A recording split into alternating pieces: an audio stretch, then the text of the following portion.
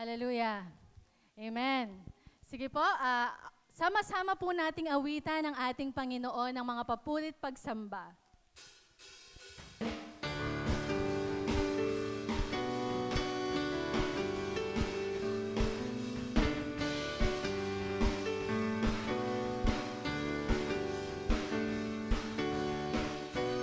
Di pangkaraniwan ang iyong pagmamahal, labis-labis ang iyong katapatan,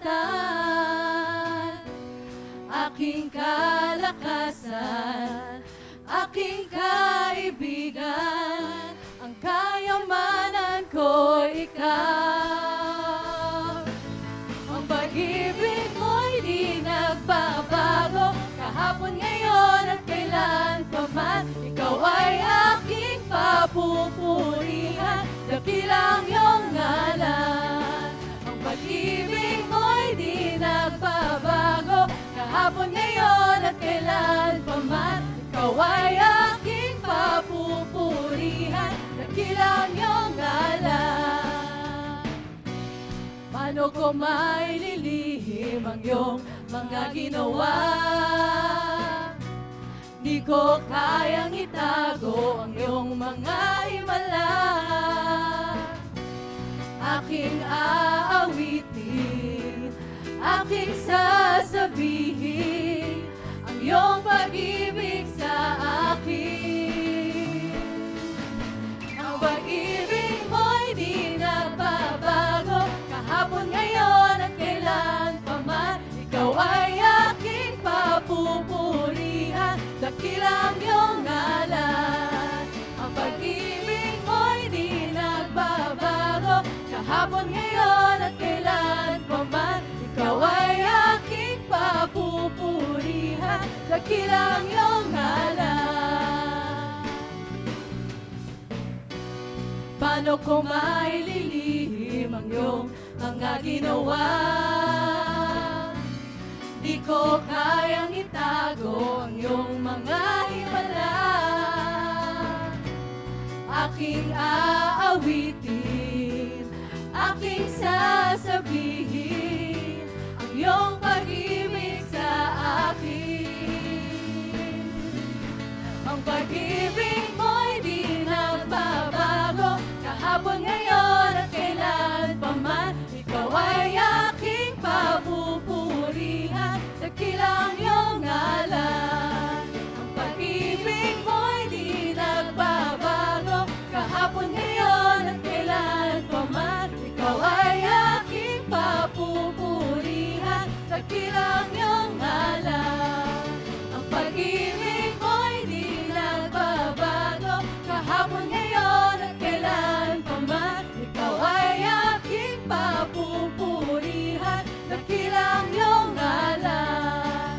Ikaw ay aking papupurihan, dakilang iyong ngalan.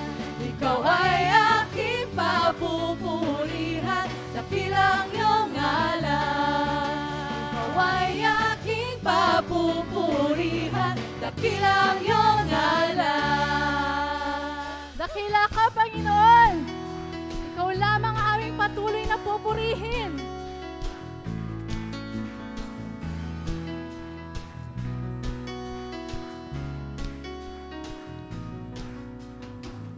Sa bawat umagang kay ganda, simulang magpuri sa Kanya, itaas ang kamay at umawit na. Sa bawat araw na dumaraan, Panginoon, Ikaw ang dahilan sa lahat ng ligaya at bawat ngiti. Mula sa labi ko nagpupuri, mula sa labi ko nagpupuri. Jesus, sa buhay ko, Ikaw ang nagbigay ng kulay, wala sa iyo may papantay.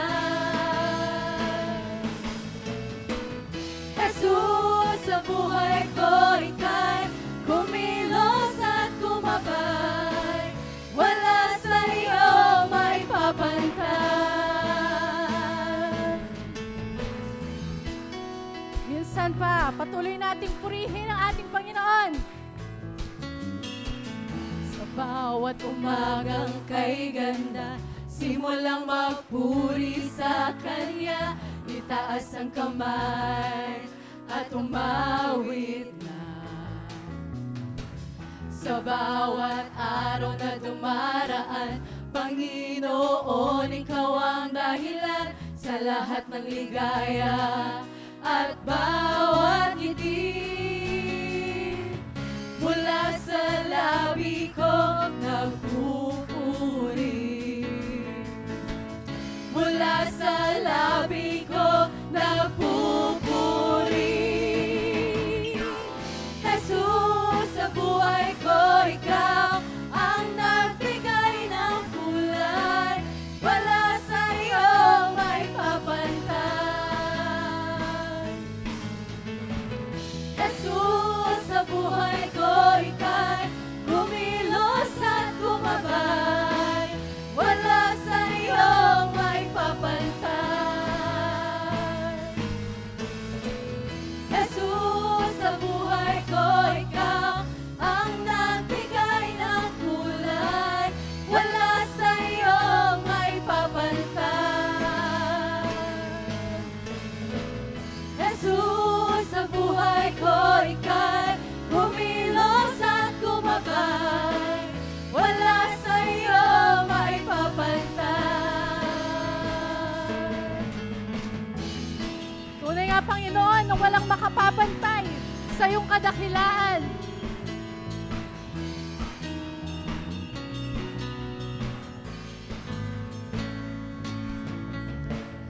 Salamat, salamat sa iyong ginawa.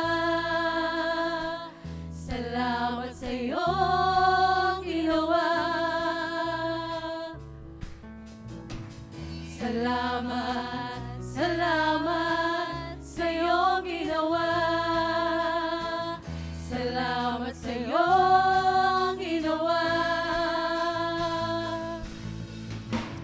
Salamat, salamat sa iyong ginawa. Salamat sa iyong ginawa. Salamat, salamat, Panginoon. Salamat, salamat sa iyong ginawa. Salamat sa iyong ginawa. Mula sa labi ko nagpupuri. Mula sa labi ko nagpupuri. Jesus, sa buhay ko, Ikaw ang nagbigay ng kulay. Wala sa iyo may papantay. Jesus, sa buhay ko, Ika'y kumilos at gumabay. Wala sa iyo may papantay. Jesus, sa buhay ko, Ikaw ang nagbigay ng kulay. Wala sa iyo may papantay. Jesus, sa buhay ko, Ika'y kumilos at gumabay. Wala sa iyo may papantay.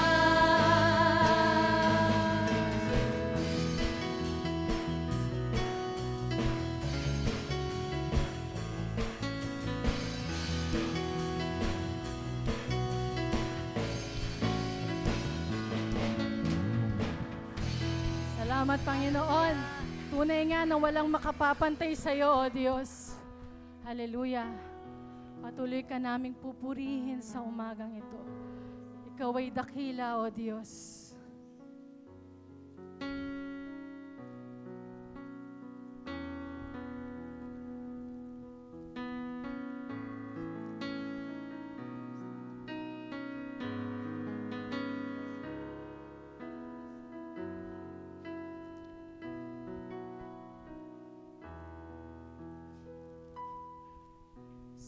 Sadyang kay buti ng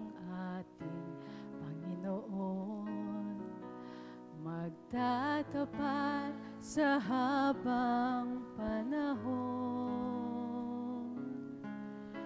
maging sa kabila ng ating pagkukulang, biyaya niya'y patuloy na laan. Katulad ng pagsinag ng gintong araw, patuloy siyang nagbibigay tanglaw. Kaya sa puso ko't damdamin, katapatan niya'y aking pupurihin. Dakila ka, O Diyos, tapat kang ang tunay, magmula pa sa ugat ng aming lahi. Mundo'y magunaw man, maaasahan kang lagi, maging hanggang wakas nito buhay.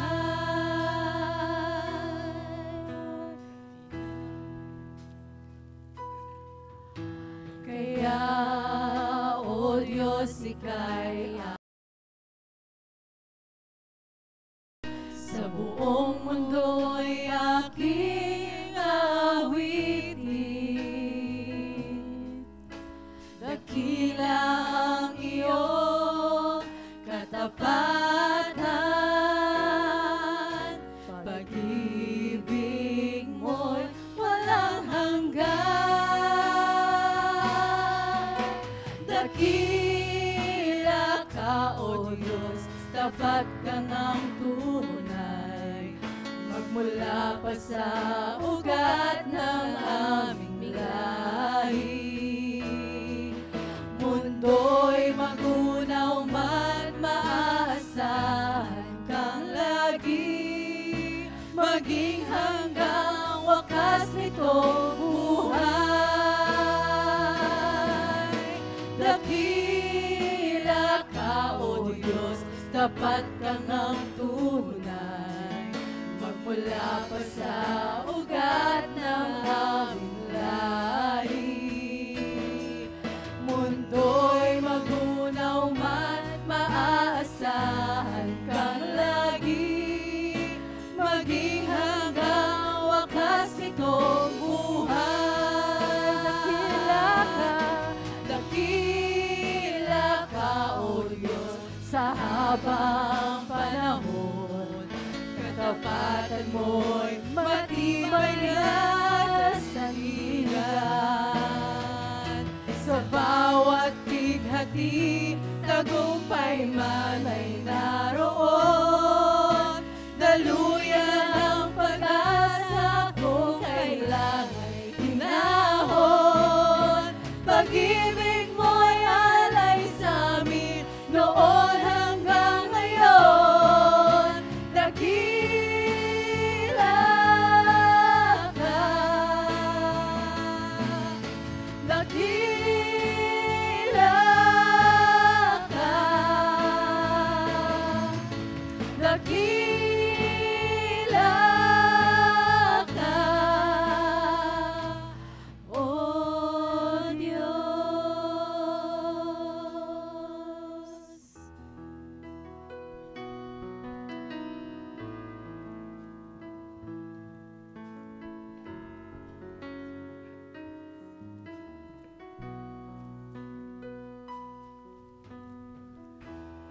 Wala akong ibang itataas,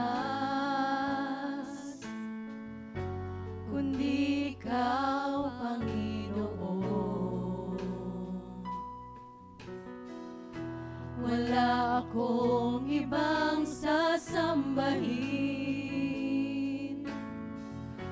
ng oras ko at panahon, dahil ikaw ang nagbigay sa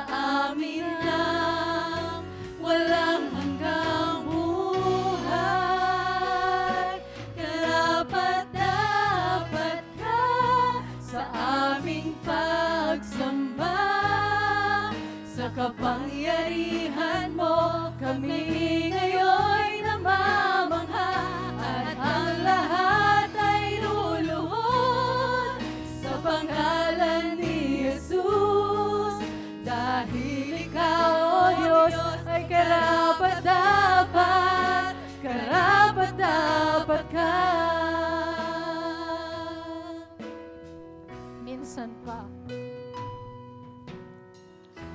Wala akong ibang itataas, kundi Ikaw, Panginoon. Sabihin natin sa Panginoon ang mga awitin na ito. Wala akong ibang sasambahin ng oras ko at panahon, dahil Ikaw ang nagbigay sa amin ng walang hanggang buhay. Karapat dapat ka sa aming pagsamba, sa kapangyarihan mo kami ngayon namamangha, at ang lahat ay luluhod sa pangalan ni Jesus, dahil Ikaw, O Diyos, ay karapat-dapat, karapat-dapat ka sa aming pagsamba, sa kapangyarihan mo kami ngayon namamangha, at ang lahat ay luluhod sa pangalan ni Jesus, dahil Ikaw, O Diyos, ay karapat-dapat, karapat-dapat ka na maging Panginoon sa lahat ng panahon.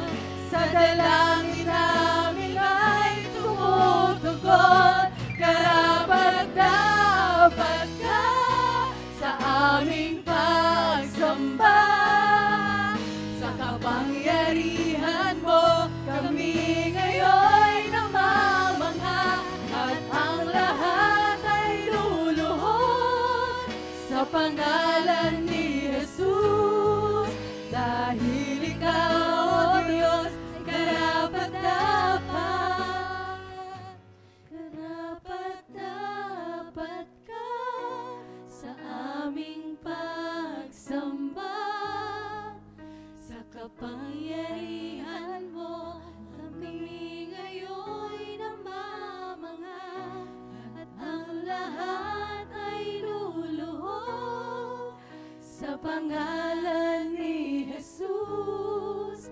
dahil Ikaw, O Diyos, ay karapat-dapat. Minsan pa. Karapat-dapat ka.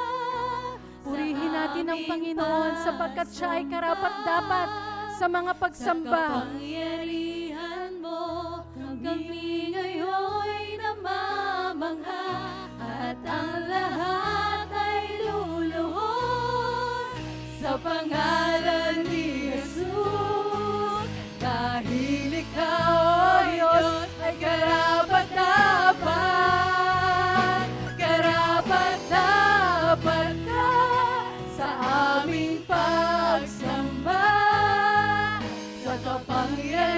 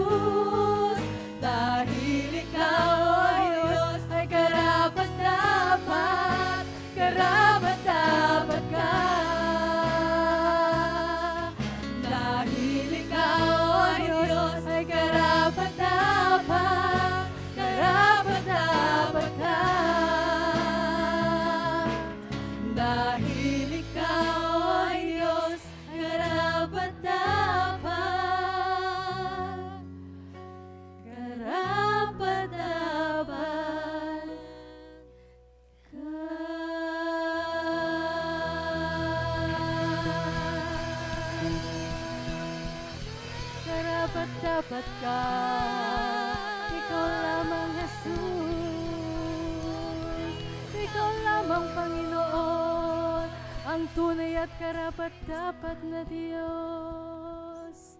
Hallelujah. Salamat, Panginoon. Sa'yo lamang ang papuri at pagsamba. Luwalhatin ka, Panginoon. Ikaw ay dakila.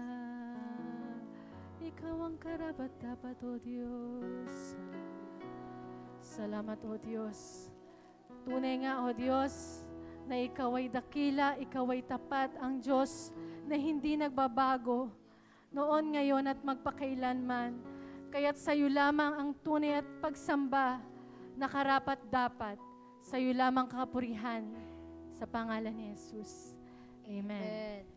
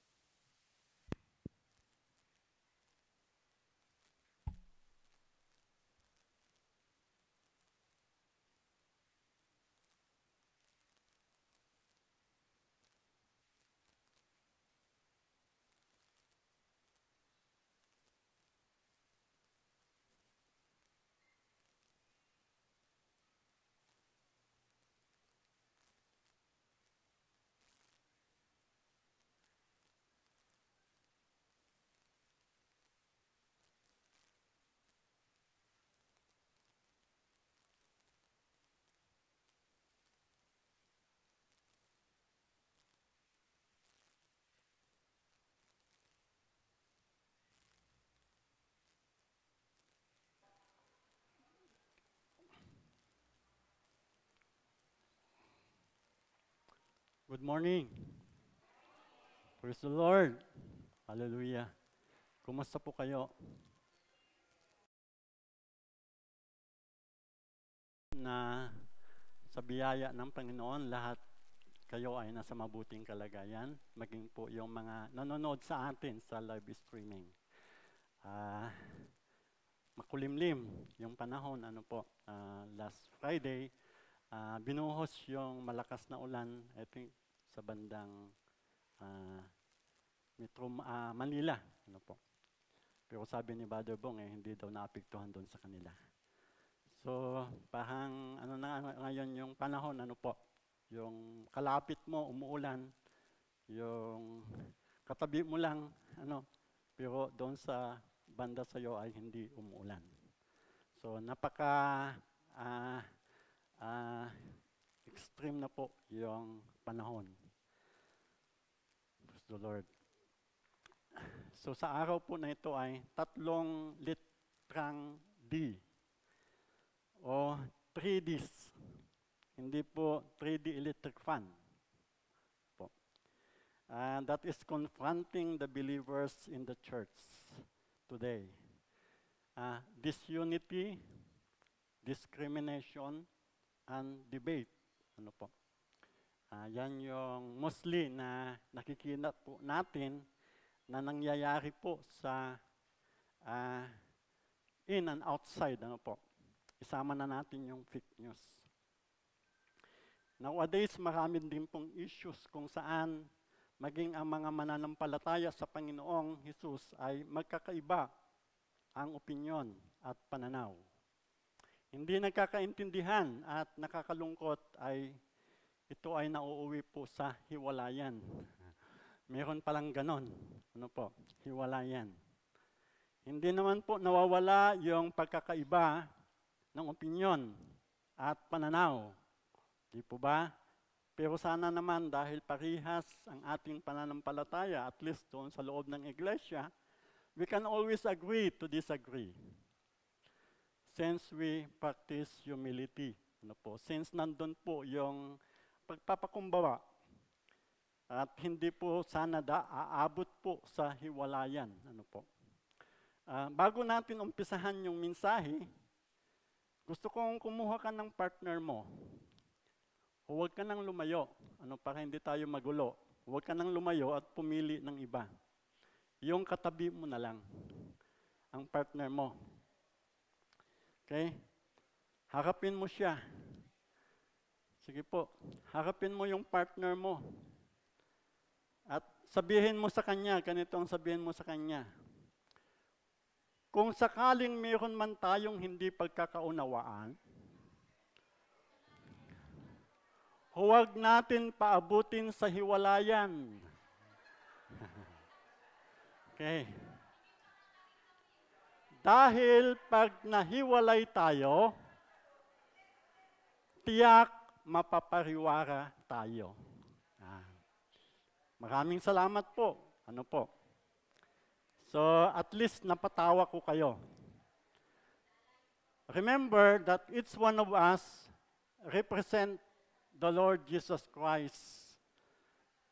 Dahil kung ano po yung iniisip at ginagawa po natin sa isa't isa, tandaan po natin, we did it first to the Lord. Amen. Nagkakaintindihan tayo. Okay. So if you brought your Bible with you, kindly open the book in Romans chapter 14, verse 17.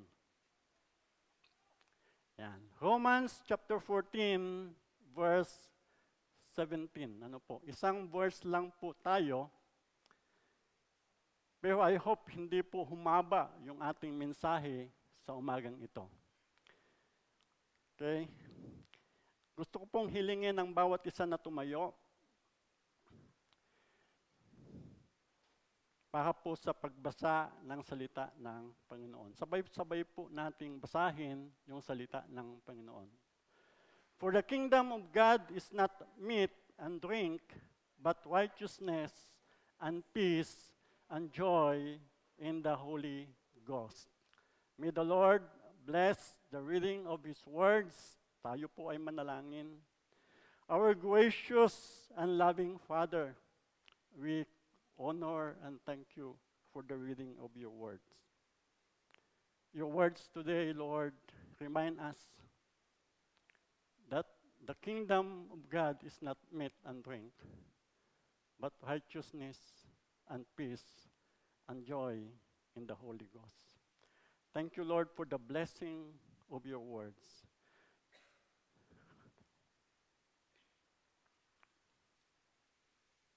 We therefore, Lord, ask you to teach us to learn the meaning of your message today. And bless our heart, Lord, with the willingness to apply the truth that we hear today. Bless us, O Lord. Bless everyone in this room, even, Lord, the people that are watching, Lord, in their homes. Bless them. Bless your servant, Lord. Use him for your glory. We give you all the glory, O God, and we ask all these things in the mighty name of Jesus we pray. Amen and amen. Tayo po ay umupo.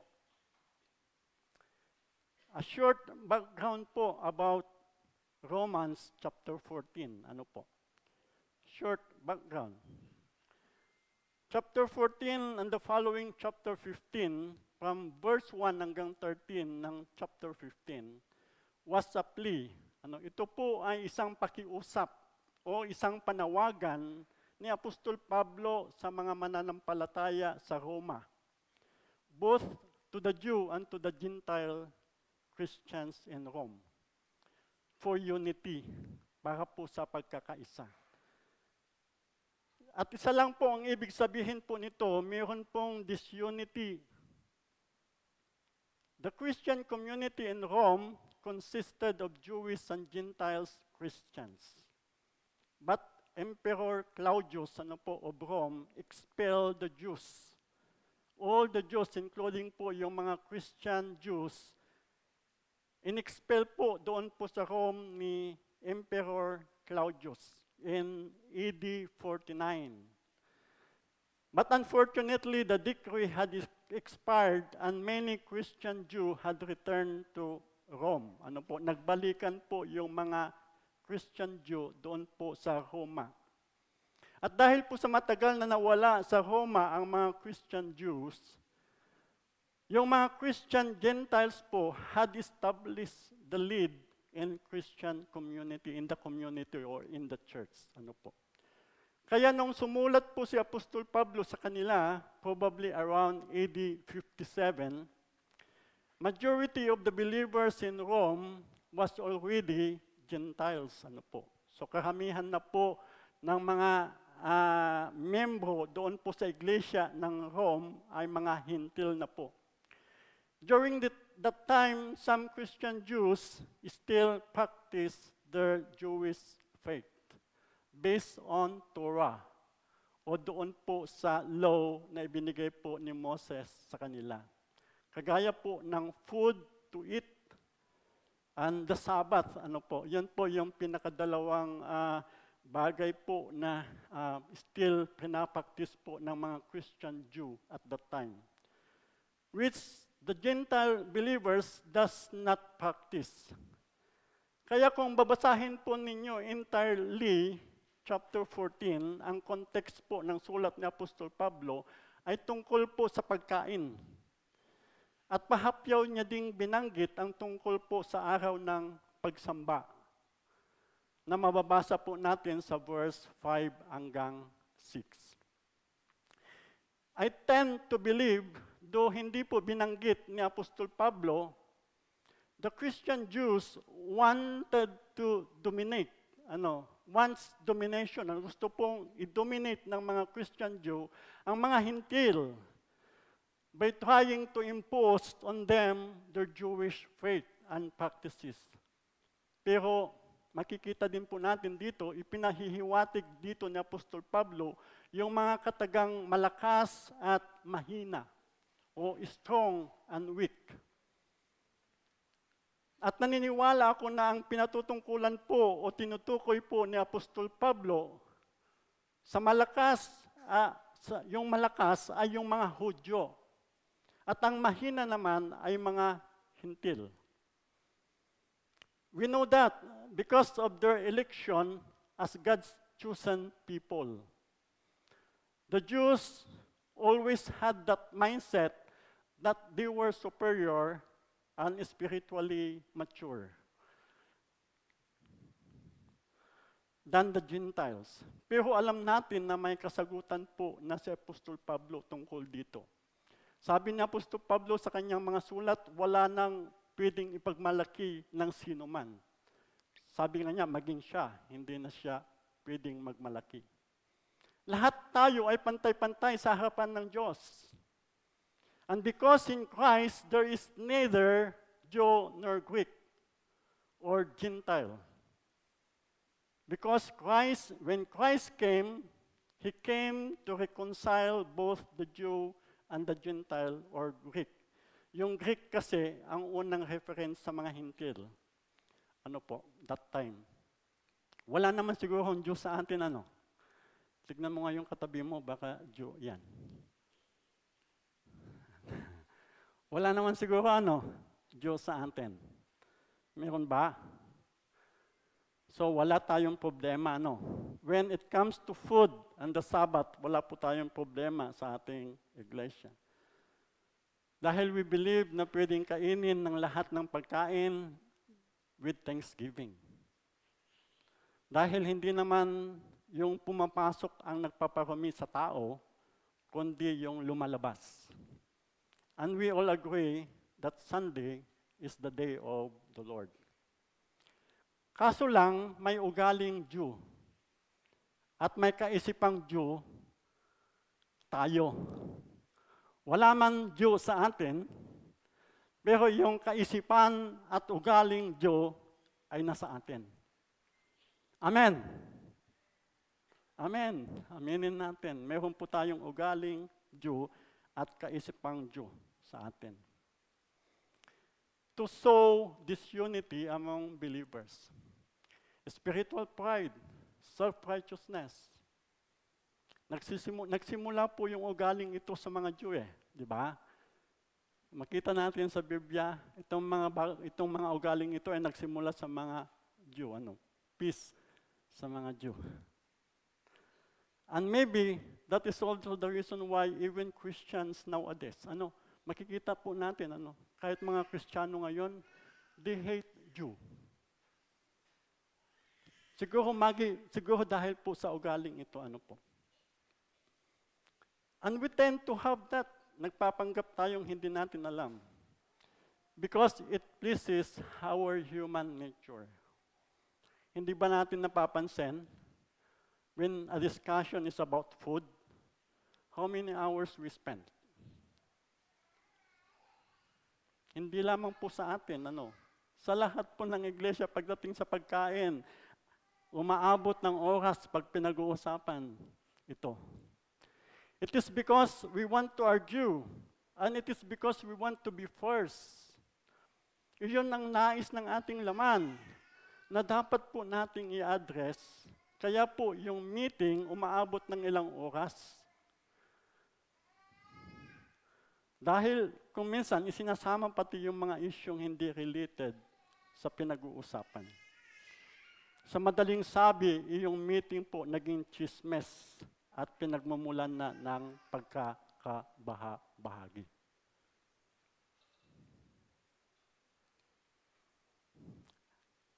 And let us be reminded,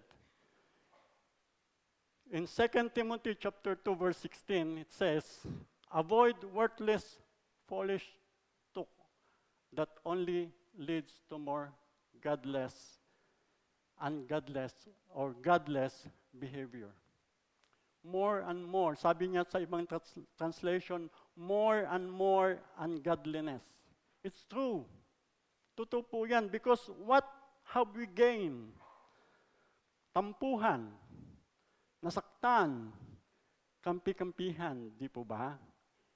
Pag pinag-uusapan po natin ang pagkain po sa loob ng iglesia, tumatagal po ng ilang oras po yan, asahan mo, at the end may tampuhan, may nasaktan, may kampi-kampihan. And if we have to analyze carefully, sa usapang pagkain sa loob ng iglesia, parang hindi nag-mature ang Kristiyano noon at ngayon. Bakit? Kasi ang pagkain, problema pa rin noon, hanggang ngayon, problema pa rin. Maraming pwedeng i-cite as example po, na mga bagay na mas binibigyan po natin ng oras sa loob ng iglesia that promotes disunity. But the above, yung na-mention ko po is more than enough. I think it is more than enough to get our attention to really focus on what matters most. Kung ano po yung mahalaga.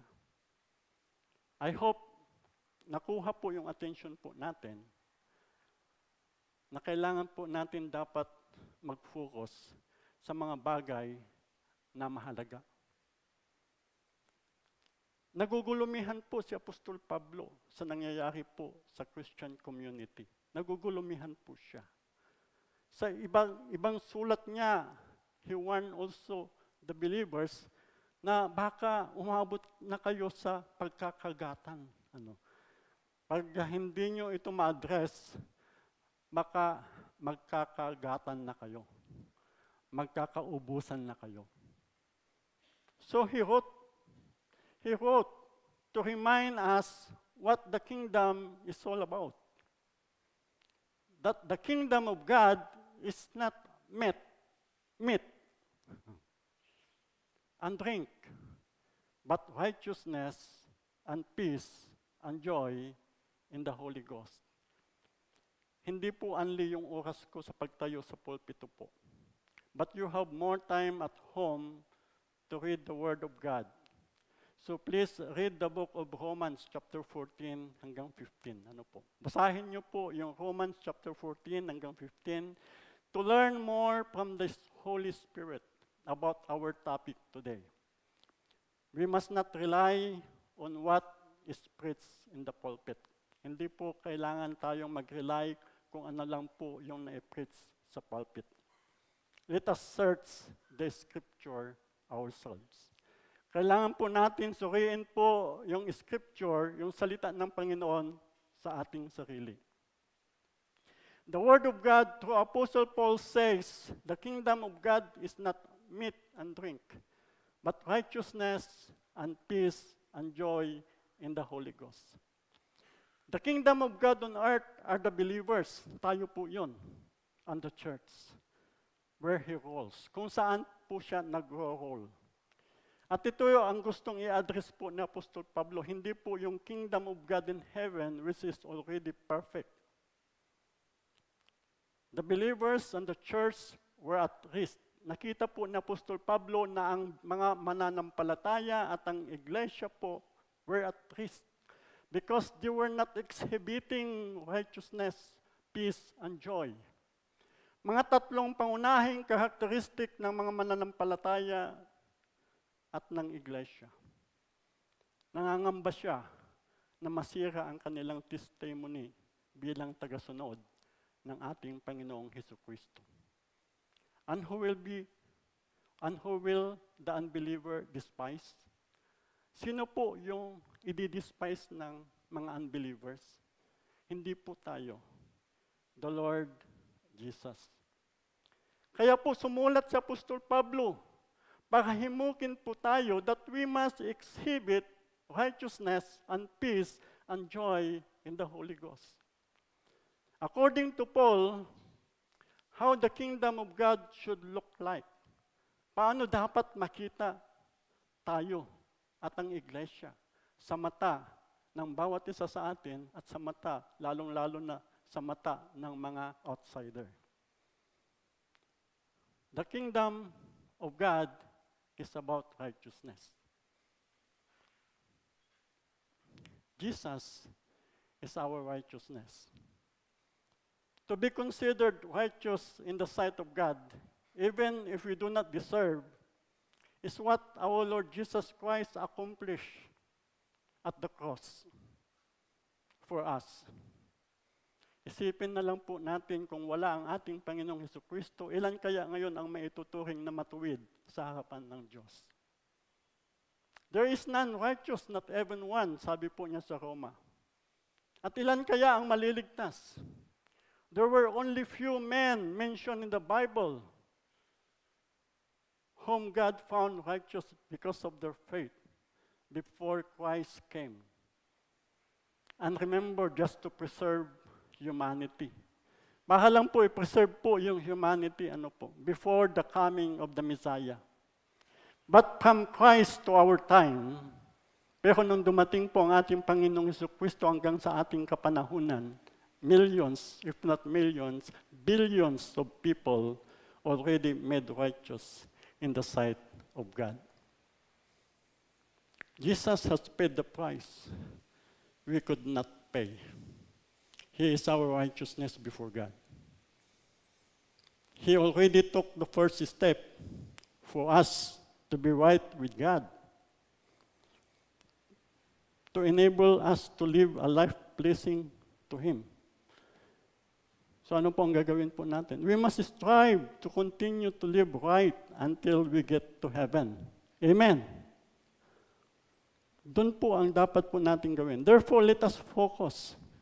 Let us focus on exhibiting righteousness in our individual lives, in the church, at maging po sa mga private lives po natin, by intentionally choosing doing what is good and right. Huwag po natin pabayaan po na mailagay po sa basura what Jesus already started for us. We are still imperfect because we are still clothed with this corruptible body. Until it dies, we are still imperfect. But we have Jesus. Sabi mo sa katabi mo, we have Jesus. You have Jesus. Ang ating Panginoong Hesukristo po ay namuhay po sa mundong ibabaw na ito for more than 30 years para po ipakita lamang sa atin kung paano po tayo mamuhay na katanggap-tanggap sa Diyos. It was recorded in the 4 Gospels, witnessed by those who ate and slept with Him. Hindi po natin siya nakita, but we know by faith that He is real. Amen. Siya ay totoo because the Spirit of God lives in us.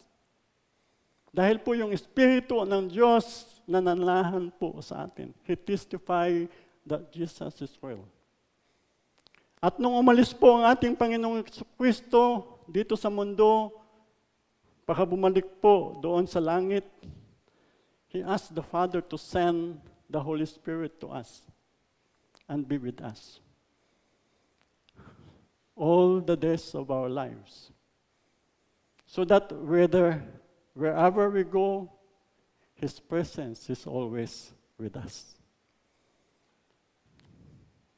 Mga kapatid, it is not impossible to live a righteous life because the Holy Spirit helps us, guide us to live as one while we are still in this corruptible body. Kaya wag po natin pwedeng ipakatuwiran na ako'y tao lamang. Di po ba? Kung minsan kasi yun ang katuwiran po natin. Dahil ako ay tao lamang. Let us exhibit righteousness for which Jesus died for us. Dapat natin sikapin na lumakad, kalugod-lugod at katanggap-tanggap sa Kanya. Paano? By refocusing ourselves. I-refocus po natin yung ating sarili. Yung sarili muna natin, baka sarili lang natin po yung kapakanan. Yung sariling kapakanan po lang natin ang nakikita natin. And also, by refocusing our priorities. Kung ano po yung makakabuti para sa iba. Para sa lahat ng nakapaligid po sa atin. Hindi lang yung para sa sarili natin. Why the men of faith mentioned by the author in Hebrew in chapter 11, like Abel, Noah, Abraham, and others considered righteous by God? Sabi nga ng Romans, no one is righteous. The scripture declares that no one is righteous. And they did not walk perfectly. Makikita po natin, they did not walk perfectly. Because they remained firm in their faith in God who called them. Kasi nanatili po silang firm doon sa kanilang pananampalataya, doon sa Diyos na tumawag sa kanila. So do not loosen your faith. Do not loosen your faith in God. Keep it firm. And let us not give the devil a foothold to destroy yung faith po natin. Hold on to your faith in Jesus until your last breath. That is what the enemy is doing right now. Dahil sa mga unfavorable situations like sickness, financial difficulties, problems at home, maraming problema, nagtatanim po siya ng pagdududa sa ating isipan about the reality of God and His goodness. I-rebuke mo yan, kapatid. Rebuke it and say, "Depart from me, Satan." Sabi po niya sa 2 Timothy chapter 1, verse 12. Gusto ko pong basahin po natin ito sabay-sabay. 2 Timothy chapter 1, verse 12. For the which cause I also suffer these things, nevertheless I am not ashamed. For I know whom I have believed, and I am persuaded that He is able to keep that which I have committed unto Him against that day. Pag dumating po, yung pagkakataon po, na bumubulong po sa atin ang kaaway, pakasiraan ang Diyos sa atin, sabihin mo sa Kanya yan. So instead of wasting our time, our effort on things that does not build our faith like food and others, kailangan po natin i-focus po yung sarili natin to find a way how to build the faith of one another. So yun po yung dapat po natin na ginagawa sa church. Building one's another faith. Spend more time talking to each other about righteousness. So instead na pinag-uusapan po natin yung mga bagay po na walang kakwenta-kwenta sa loob ng iglesia, why not focus on things concerning righteousness? Kasi kung minsan parang kahit tayong mga mananampalataya, parang nahihiya tayong pag-usapan yung tungkol po sa righteousness. Bakit kaya? Parang mas masaya po tayo, parang gustong-gusto ng ating laman na pag-usapan po yung mga bagay na physical kaysa mga bagay na spiritual. The kingdom of God is not meat and drink, but righteousness. Sa Hebrew chapter 10 verse 25 it says, huwag nating kaliligtaan ang pagdalo sa ating mga pagtitipon kagaya ng nakasanayan ng iba. Sa halip, palakasin natin ang loob, yung pananampalataya po natin ng isa't isa. Lalo na ngayong nakikita po nating malapit na ang pagdating ang araw ng Panginoon. Kaya palakasin po natin So instead po, ng dami po natin pinag-uusapan na walang kabuluhan, palakasin po natin yung pananampalataya ng bawat isa. So that yung faith po ng bawat isa sa atin ay mai-anchor po sa ating Panginoong Hesukristo. Mai-anchor po sa salita ng ating Panginoong Hesukristo. Then we will be able to refocus ourselves and our priorities on things that glorify the Lord. What is the difference between holy and righteous? The Bible declares in Hebrews in chapter 12, verse 14, that without holiness, no one can see the Lord. The holiness here shows the final state or condition of man when he finally met his Creator to face to face in heaven. Yun po. And we cannot holy unless we walk with righteousness before God. Hindi po tayo pwedeng maging banal kung hindi po tayo lumakad na mayroong katuwiran sa harapan ng Diyos. The scripture in 1 Peter chapter 1 also tells us we cannot be holy unless we walk with righteousness before God. Doon sa 1 Peter chapter 1 also tells us that we must be holy. Most people think that kagaya ng sinabi ko kanina, it is impossible to be holy in this wicked world. Dahil po sa kalalagayan po, kondisyon po ng mundo na ginagalawan po natin, parang napaka-imposible po na maging banal po tayo. But Jesus made the impossible possible. Ginawa po ng ating Panginoong Hesukristo yung imposible na akala natin na posible. He enabled us to walk with righteousness before God, to be holy, so that we can see the Lord. Amen.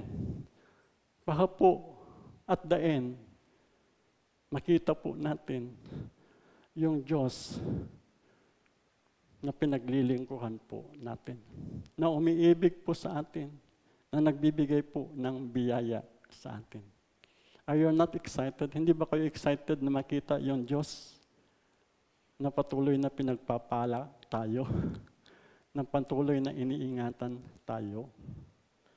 So anong gagawin po natin?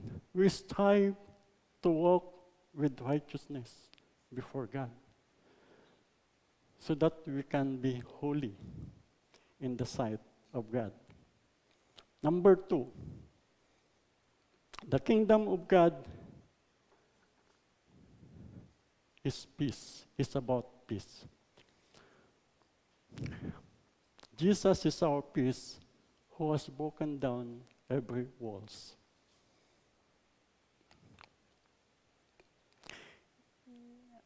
Another thing, itong peace, ito ulit yung bunga po ng ginawa ng ating Panginoong Hesukristo doon sa cross ng Kalbaryo. So that we can have the peace of God and the peace with God. In Ephesians chapter 2, verse 14, it says, "For he himself is our peace, who has made the two groups one, and has destroyed the barrier, the dividing wall of hostility."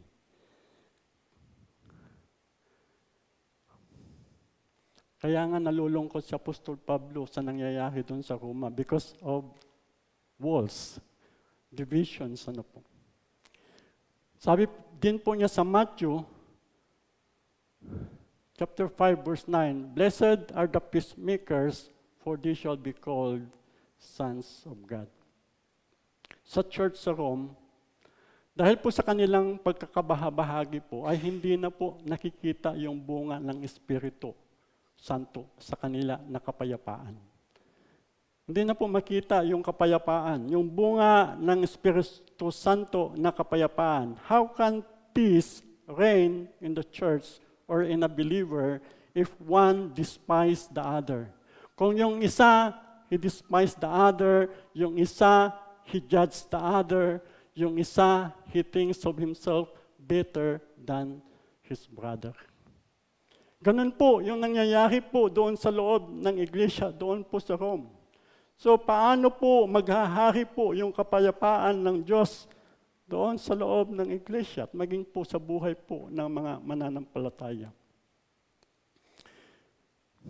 Siguro yung peace hanggang salita na lang.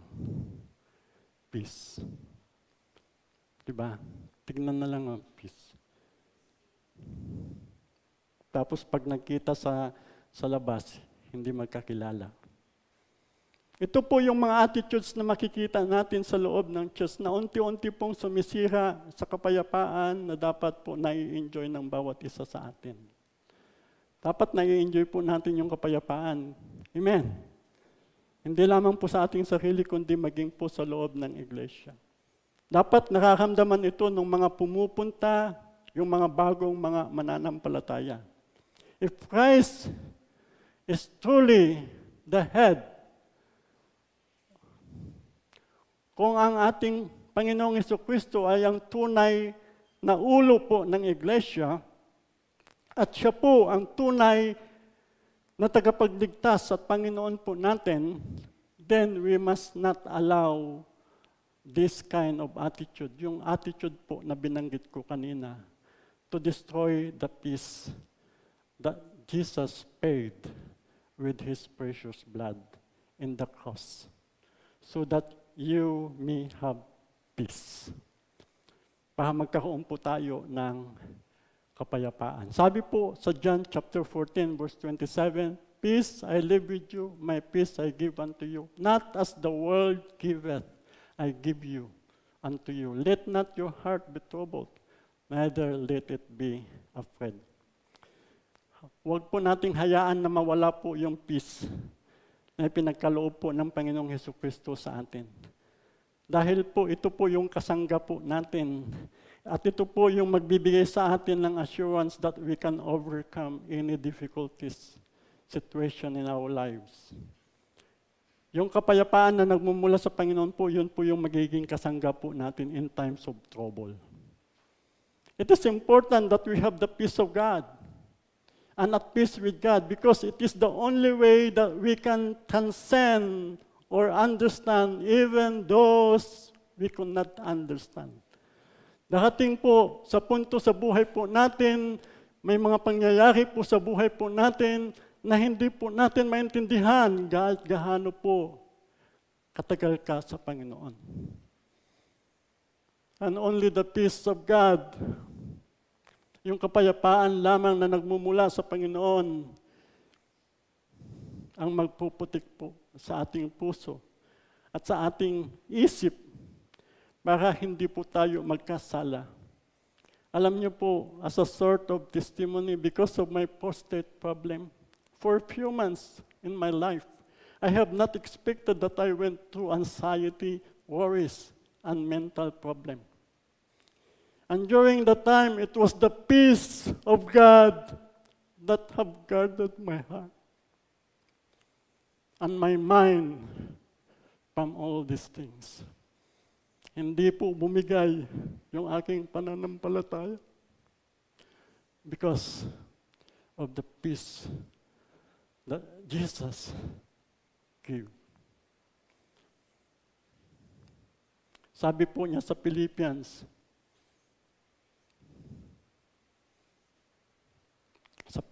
chapter 4, verse 7, then you will experience God's peace, which exceeds anything we can understand. His peace will guard your heart and minds as you live in Christ Jesus. Lastly, bibilisan ko na po kasi sumubra na po ako sa oras. Ano po? Nandyan pa ba kayo? The kingdom of God is joy. The kingdom of God is joy. Joy is another fruit of the Holy Spirit, mentioned in Galatians chapter 5, verse 22 hanggang 23. And also in 1 Peter, it says, you love Him even though you have never seen Him. Though you do not see Him now, you trust Him, and you rejoice with the glorious, inexpressible joy. Amen. Kaya napaka-importante po yung joy. Hindi po dapat mawala yung joy sa atin. Ano po? Kasi yung joy po, yan po yung resulta po ng ating pakipag-isa kay Kristo. Joy is one of the most important characteristic of a believer. And the church, in order to win the lost for Christ, kung gusto po natin ma-win po yung mga nawawala para kay Kristo, kailangan po meron pong joy tayo. Unlike being happy, when there is joy in your heart, kahit malungkot, kahit marami kang pinagdadaanan na problema, pagod, nandoon yung tunay na pakikitungo. Because you are not affected with circumstances. Dahil kailanman, kapag nandun po yung joy na nagmumula sa Panginoon, hindi po ka maapektuhan ng mga circumstances sa buhay. Dahil the joy that comes from the Lord keeps you focused on Jesus, not on the person. Hindi po sa tao, kundi sa ating Panginoong Hesukristo. There was no longer joy of fellowship within the church in Rome. Wala na po yung joy. Kung wala yung peace, wala na rin yung joy. Because of their negative attitudes. Their fellowshipping was merely a tradition. Ano po? Yung fellowshipping po nila doon sa Rome, parang tradition na lang. Imagine po natin a fellowship filled with anger and contempt and judgmental spirit. Walang buhay, di po ba? Try po natin na imaginein po yung fellowshipping po natin na puno, mayroong anger, may contempt, may judgmental. It's lifeless. Who wants this kind of fellowship? Sino po yung gusto ng ganitong fellowshipping? The Holy Spirit was really grieving that it took 2 out of 9 fruit that is no longer at work in the church at Rome. Yung 2 sa 9 na bunga ng Espiritu Santo hindi na po nagwo-work doon sa loob ng iglesia ng Rome. Ito yung fear ni Apostol Pablo. Pero makikita po natin singular po yung fruit. Na ang ibig sabihin po natin dito, the other fruit is dependent to the other. Pag apektado yung peace, pag apektado po yung joy, apektado din yung patience, apektado din po yung kindness, apektado po yung goodness, apektado po yung faithfulness, apektado po yung gentleness, apektado po yung self-control. At higit sa lahat, apektado po yung pag-ibig. Kaya sabi ko kanina, lifeless yung iglesia. Gusto ba natin ng lifeless na iglesia? No. Definitely no. I remember when I have started to join the CGPMA in Riyadh. Kahit nandoon yung pangamba na baka mahuli, ma-deport dahil sa aming pagtitipon, the joy that comes from the Lord calm our hearts and minds. It was so hard to say goodbye. Kapag nagkaka-fellowship po, yung mga magkakapatiran po doon sa Middle East, it is hard to say goodbye because we really enjoy the fellowshipping of the brethren. And that was because of the joy of the Lord that is in our hearts. Kaya natutuwa po ako pag naririnig ko. Pag may dumarating po dito na mga dati na pong CGPMA sa Middle East, especially po sa Riyadh, na hindi na po CGPMA, nakakommit, but from time to time bumibisita pa rin dito sa Cubao. Yung comment po nila, iba pa rin yung fellowshipping sa CGPMA. Amen.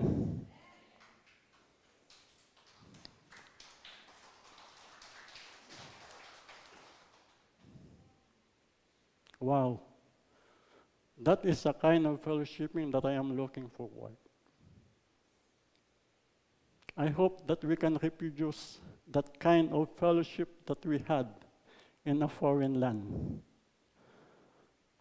Dito sa Pilipinas, malayang-malaya po tayo. And to summarize, I would end up with chapter 13.